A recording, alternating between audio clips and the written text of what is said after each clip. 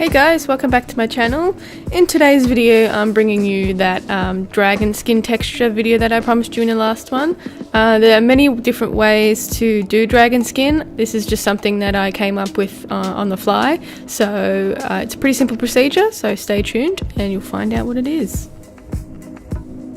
So for this technique I'm using a monster clay, and you can find it in specialty art stores, so just have a look online to see where you can find some.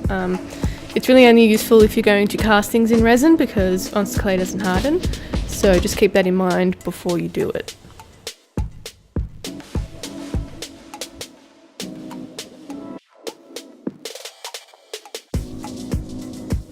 Okay, so I bought this fake crocodile skin fabric online and I'm using this as the texture base. So basically what I'm doing is I'm making a negative mold of the texture and then recasting the positive mold in that negative mold.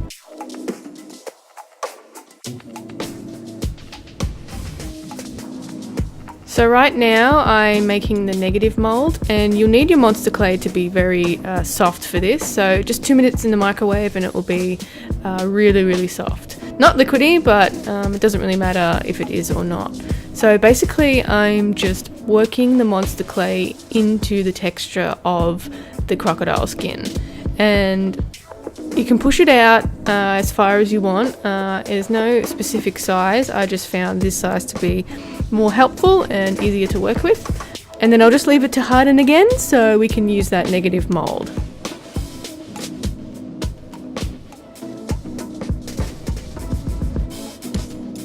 So I want this negative mold to be quite hard before I actually use it, because we're going to be using hot monster clay again. So if both molds are hot, then your negative mold is going to be destroyed. Which isn't really a bad thing because we could just remake it. It is monster clay, it's reusable.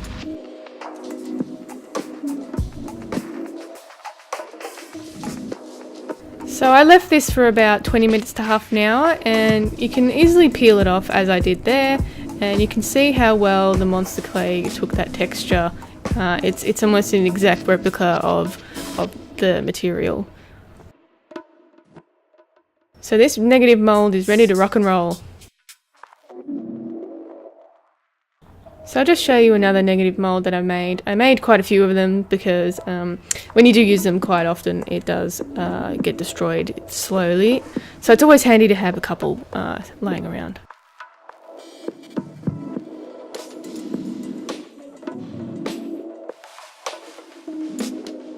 Alright, moving on to the positive mold.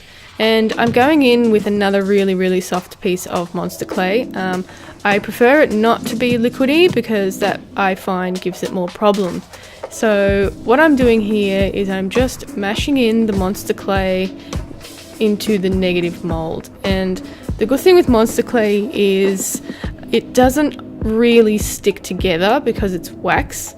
Unless it's been melted together, it doesn't really stick together. So that means you can actually peel this layer off. As I'm doing here, I'm just using a little starter and then it just peels off nicely. Now I prefer it not to be rock hard. It is still a little bit soft, so that way it bends. If it's rock hard, then it usually snaps. As you can see in the corner, it snapped off in part of the mold, but you can sort of easily roll it out most of the time. So I usually give the negative mold a bit of a clean up. I fixed up that little scale a little bit, and here is the piece. So it's a fantastic replica of the actual fabric, and I just thought it was a great technique to do.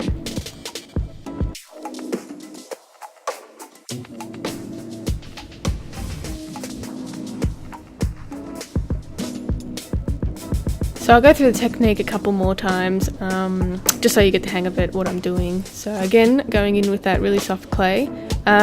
You will get the hang of what consistency you want your clay when you've done it a couple of times. It took me a while to work out what was best to use with this in terms of consistency.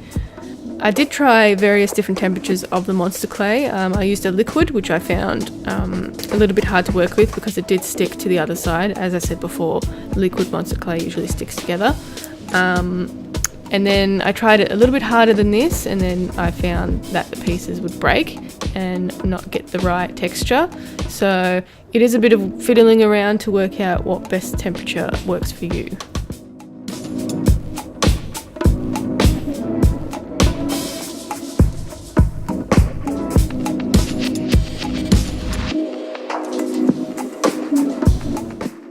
As you can see, it's produced a fantastic replica of the dragon skin.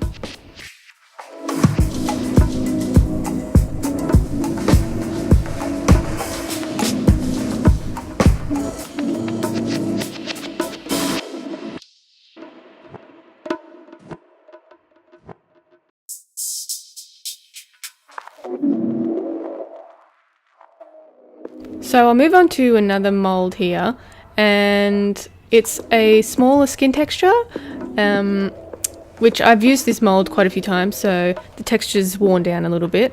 So I'm just going to grab some more clay and knead it around in my hand till I feel it's the right temperature.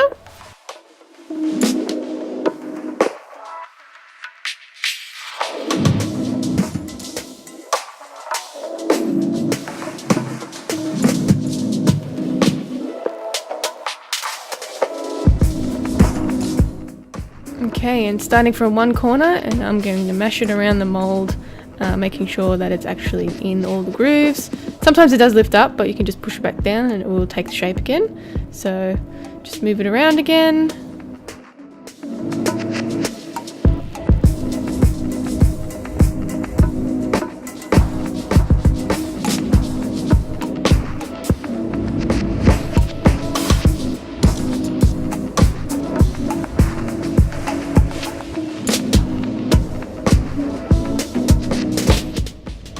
And as you can see, I haven't left much time for it to get hard, so again, we can bend it off like that and it won't break or tear.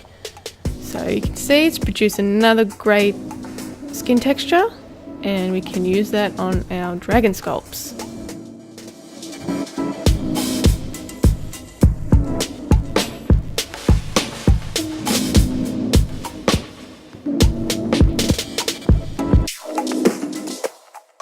Alright, so we'll go through the process once again, and you can see how liquidy it is when I take it out. And so again, I'm just rolling it around to cool the temperature down a little bit. And I'd say the consistency is kind of like slime, if that makes sense. So that's, I guess, what you're looking for when you do this. So again, mashing it around. It actually feels really cool when you do this, so I kind of got addicted to making the dragon skin, so I made way too much for what I actually needed.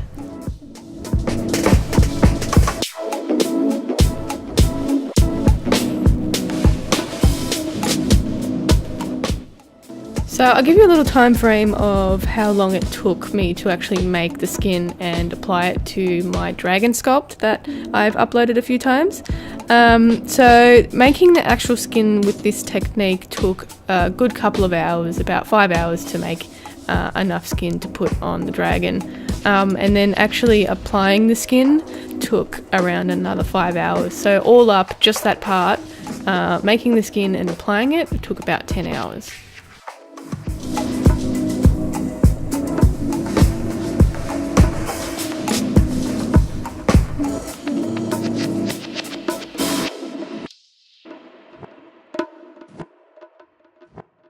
And again, another piece, and you can see how good the texture came out.